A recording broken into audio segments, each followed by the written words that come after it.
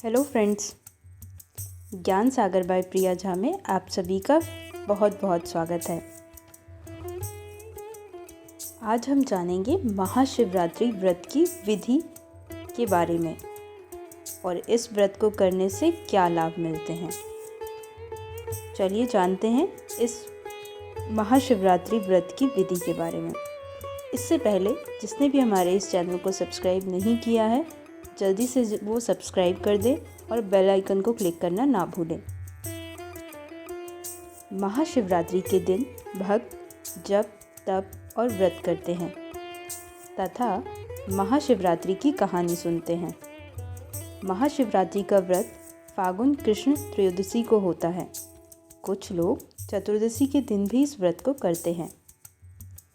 ऐसा कहा जाता है कि सृष्टि के प्रारंभ में इसी दिन मध्य रात्रि को भगवान शंकर का रुद्र के रूप में अवतरण हुआ था।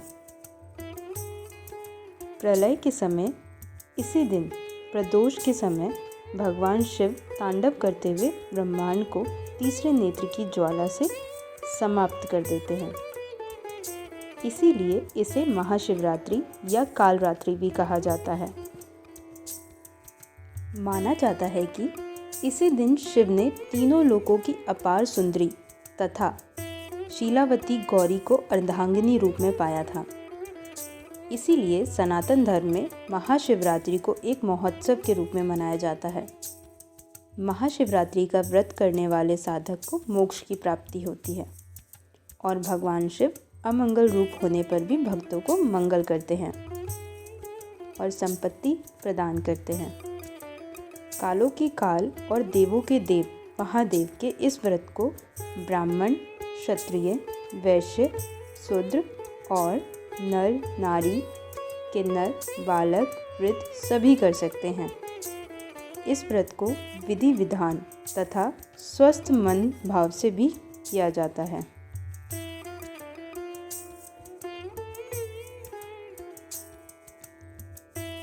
इस व्रत को विधि विधान तथा स्वस्थ मन भाव से जो भी करता है, भगवान शिव प्रसन्न होकर उसे अपार सुख संपदा प्रदान करते हैं।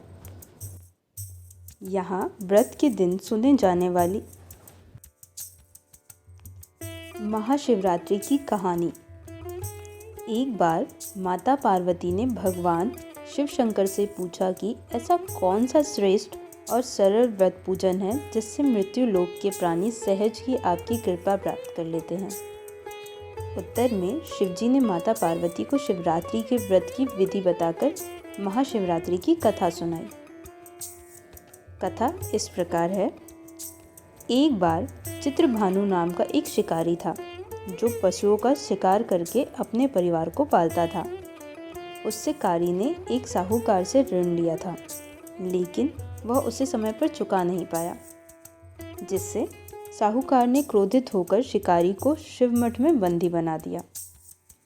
संयोगवश वह महाशिवरात्रि का दिन था और वहाँ कीर्तन चल रहा था। शिकारी ध्यानमग्न होकर कीर्तन तथा शिव संबंधित धार्मिक बातें सुन रहा था। चतुर्दशी को उसने महाशिवरात्रि व्रत कथा भी सुनी। शाम के समय साहूकार ने शिकारी से ऋण संबंधी बात की। तब शिकारी ने अगले दिन सारा ऋण चुकाने का वचन दिया और बंधन मुक्त होकर वहां से चला गया। चित्रभानु वहां से सीधा जंगल में शिकार खोजने गया। भटकते भटकते उसे रात हो गई, लेकिन शिकार नहीं मिला। वहां एक बेल का पेड़ था जिससे नीचे शिवलिंग था। रात को शिकार के लिए वह उसी बेल के पेड़ पर चढ़ गया और नींद न आए, इसीलिए वह बेलपत्र को तोड़कर नीचे गिराने लगा।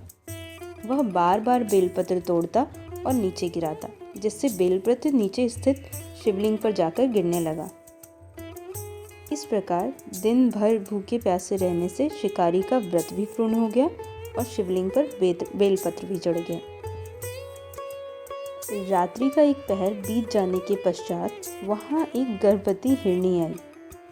उसका शिकार करने के लिए शिकारी ने जैसे ही अपने धनुष पर तीर चढ़ाया तो वह हिरनी बोली, मैं गर्भवती हूँ और शीघ्र ही बच्चे को जन्म देने वाली हूँ।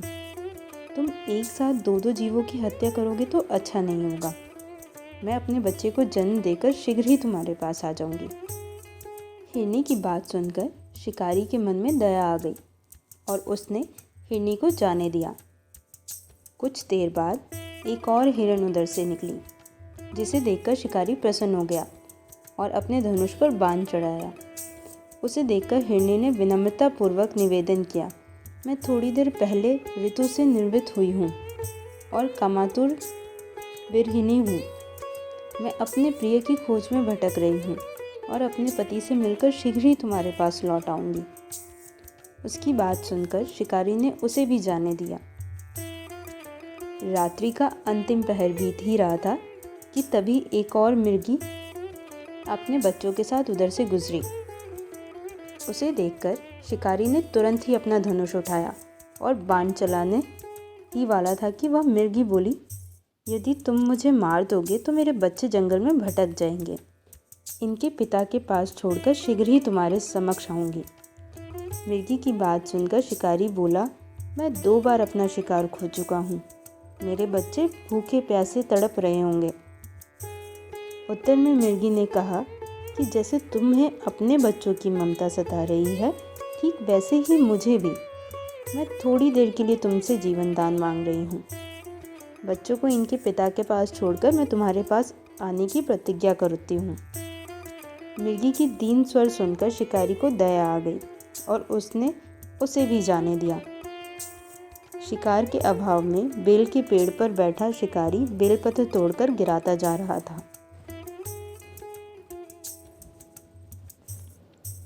जब सुबह होने को आई तब एक हष्ट पुष्ट मृग उस तरफ आया।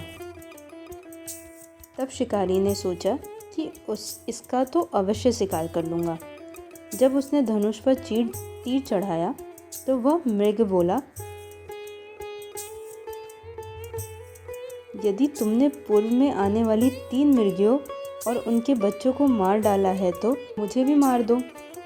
मैं उन तीनों का पति हूँ और यदि तुमने उनको छोड़ दिया है तो मुझे भी कुछ क्षणों का जीवन दान दो।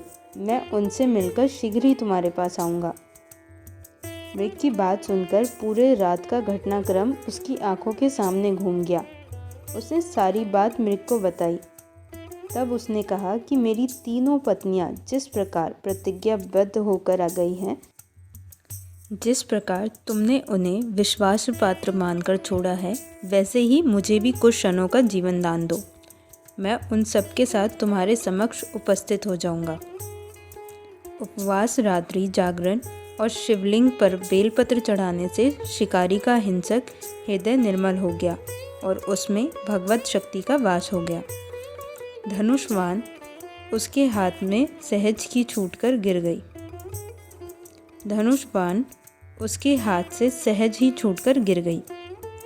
भगवान शिव की कृपा से उसका हिंसक हृदय करुणामय भाव से भर गया।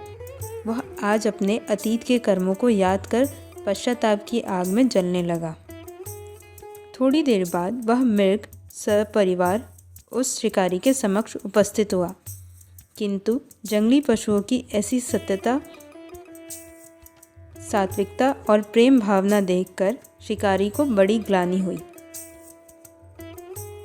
उसकी आंखों से आंसू झरझर गिरने लगे। उस मृग परिवार को न मारकर शिकारी ने अपने हृदय को कोमल और दयालु बना लिया।